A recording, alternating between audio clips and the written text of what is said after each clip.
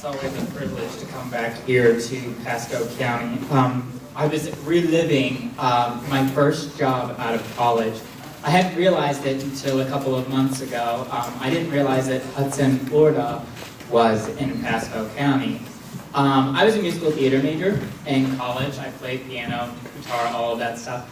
And I've been doing that since I was about 6 years old. I went to one of the top musical theater schools in the entire country in New York. And one of my first jobs out of school actually was right here in Hudson, Florida.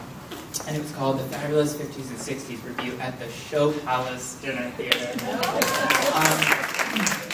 And I had went through, and I'm only mentioning it because this is the luau theme. I'm 24. I know who the Backstreet Boys are and NSYNC, but I didn't know who the Beach Boys were. I know, awful, throw stones and tomatoes at me. And it's so funny because shortly after I got to go see them in New York City and perform a concert with John Stamos from Full House. And my gosh, some of the most terrific music truly came from the 50s and the 60s, and the Beach Boys, many of them leading this very important movement to where we are today. So, of course, hello. And thank you all so much for being here today at the West Pasco BBQ at the Jasmine Lake Civic Center here in Newport Richey. As Joe was saying, my name is Aaron Darr, and I'm here today to talk to you about Hillary for America, which is the presidential campaign of former Secretary of State Hillary Rodham Clinton. Of course, I want to thank Joe King and Maggie for inviting me here today, and I want to thank Alan and Amanda for being here. I think it's funny. I was thinking of how can I insert jokes because I'm never funny. It's awful. And I was thinking to myself, I was in Iowa last year for the 37th annual Harkin Steak Fry, and Amanda, Alan, Aaron, 3 A's, triple A. So when I was there last year, I was listening to Tom Harkin speak, and he said, the one way that I try to explain to a lot of millennials and young people to get them to understand the difference between Democrats and Republicans, I do it like this. And when I'm talking to young people in general, I say that, you know, electing Democrats is like learning to drive a car at your local AAA. If you want to go forward, you put the car into D. But if you want to go backwards, you put the car into R. I had something I didn't say. I'll inject a little comedy too. Yeah, no, do. Because when Amanda was speaking earlier, and she was or the bio about her background and her college education, and she said she got a BS in politics. I said, of course, she was going to run for office. She actually went to college to shovel bullshit. We're full of jokes about it. You know, I have spent more time here in Pasco County. I've traveled to over 40 counties in this state since September of last year talking about Hillary Clinton and issues that we push forward as Democrats and as progressives. But I've spent more time here in Pasco County. I know many of you. I'm waiting for you guys to come up to me and say, it's coming, gosh, it's every month anymore. I've spent more time here in Pasco County than any other county, and as Amanda was saying, I do feel a very strong sense of urgency and a passion to elect Democrats from the top of the ticket all the way down. You know, I just returned earlier this week from spending a few days in Broward County, where much of the Democratic magic. Speaking with veterans at the Broward Veterans Clinic about their needs and what they would like to see a Democratic president push forward in protecting the benefits and titles that they are entitled to, both past and present, and those who will serve our country in a great honor in the future. I also spoke at the Democratic Club in Oakland, Florida. A very spirited debate that was amongst Democrats, as it always is, especially in Broward County. Democrats are clearly excited and enthused for the presidential election cycle of 2016 as we continue to build upon the very important and progressive progress of Barack Obama and elect another Democrat as president in 2016, whoever she is. You know, all of this can happen while strengthening the basic bargain of America. Now, all of you, I know, you're Democrats, you already know what that is. It's the idea that no matter who you are, where you live, and yes, Supreme Court of the United States, even who you love, If you work hard and you play by the rules, you deserve the opportunity, the same God-given opportunities as anyone else, to make a good life for yourself, your children, and your families, while uplifting others in your community out of poverty, and always, always, always moving forward middle-class families. That is what we stand for as Democrats, and that is what Hillary for America is all about. You know, I have traveled all over the state of Florida, speaking to women's groups, partisan and nonpartisan organizations, speaking to millennials at college campuses, which I'm going to start spending a lot of my time reaching out to young people. Seniors, veterans, parents, children, teachers, and students, and so many others from all walks of life about their needs and their hopes for the future. In much of the feedback that I have received, one thing has become very clear. People are ready to elect a president who is going to fight for them and is going to champion the issues that help to shape the fabric of their lives. Whether it be protecting and strengthening Social Security and Medicaid expansion in Florida, building upon the progress of the Affordable Care Act and protecting its subsidies, Supreme Court of the United States, and its livelihood for generations to come. So people who are 24 like me will have this thing called Social Security when they turn 65. Fighting for seniors and their issues, protecting and expanding the benefits of veterans, and advocating for teachers and students so everyone has a shot at the American dream, especially middle-class families and those who are looking for a legal pathway to citizenship. Fighting for women's issues, because again, all issues are women's issues and they are family issues. Whether it be equal pay for equal work, paid family leave, paid sick leave, child care, protecting a woman having the privacy and the rights to her own body and making her own healthcare decisions. There are so many pieces of legislation, not just in the state of Florida, but all around our country that target women and girls unfairly. And it's much more than in the Florida House of Representatives and a 24-hour waiting period on an abortion bill. But it's not just women in 2016 that matter. It's each and every single one of us in this room today. Recently, we just saw the Supreme Court of the United States make two wonderful decisions, upholding the subsidies associated with the Affordable Care Act, and something that truly, I never thought that I was, I'm 24, I never thought in a million years. I was raised very conservatively as a little Baptist boy in the state of Ohio. I never thought that I would ever grow up in a world knowing that I would have the same rights as everyone else to be able to marry the person that I love. I never would have thought that, and I'm so proud to live in a country knowing that we are coming from a place of love. We are taking so many progressive, positive steps in a right direction, and we must continue on that path by doing this very important work and electing a Democrat as president, because I remind you, whoever is president in 2016, whoever she is, they have the opportunity to potentially appoint 3 to 4 Supreme Court justices. No more Scalias, none of them. We need to make sure that those are progressives and that those are Democrats that are going to fill those appointments. We must. We must. This is crucial. We are truly at a crucial standstill in our nation's history. We are taking so many steps forward, and that is why it is so important that we elect Hillary Clinton as the next president of the United States of America and continue with her leading us there with her vision for America and taking these very important steps forward. We cannot elect a Republican as president. Certainly nobody with the last name Bush ever again. But I will tell you, I'm very happy to see the Republican field has now grown to 16. And I love it that there is someone else in this race who his hair is talked about as much as Hillary Clinton's, and that's Donald Trump. And I would like to say this, Donald Trump, if you ever see this video, please, please, please run as a third-party candidate and as an independent. We encourage you during this. Because, of course, the Republican Party is a party that represents the past, and it keeps continuously singing the same song. And it is a song that is called Yesterday. A party that wishes to fight back the progress and the steps forward that we take in being a more fair and equal nation. That is what we stand for as Americans, and especially as Democrats. You know, all too often we see so many people who are struggling to make it in this very tough economy.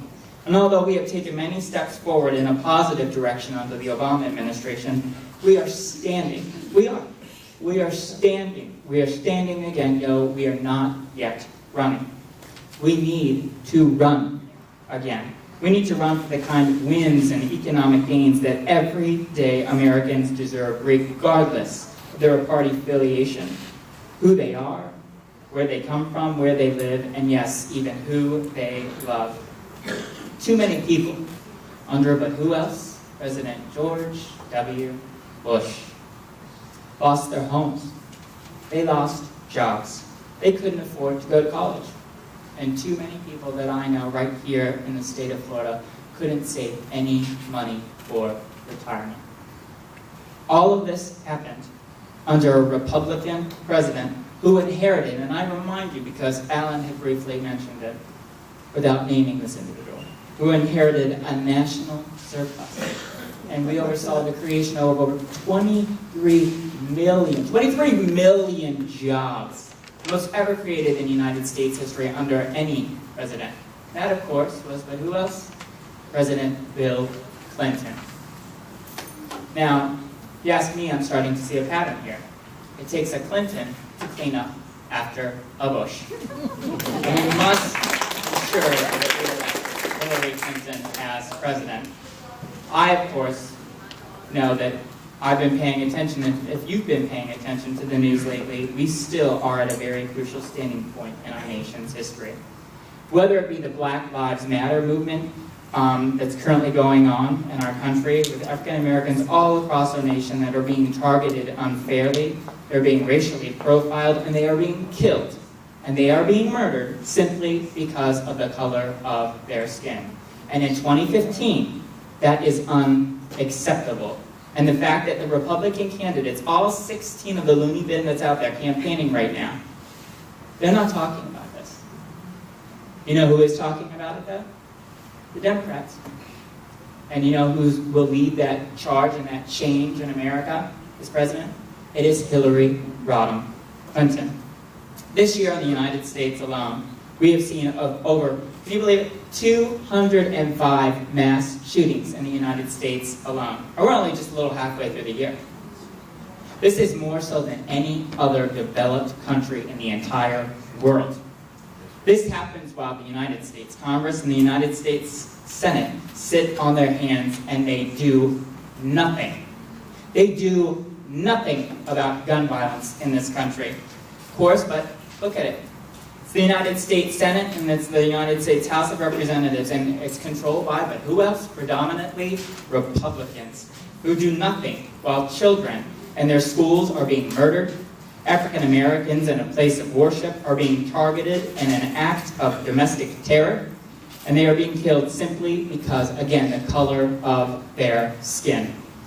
We are living in a nation where grocery stores, where street corners, where movie theaters, where college campuses, where elementary schools, where churches, temples, synagogues are no longer safe to go to because there is no one that is standing up, pushing back, and fighting against the lobbyists, the special interests, and but who else? The National Rifle Association. And that will change under a Hillary Clinton presidency and administration if elected as president in 2016.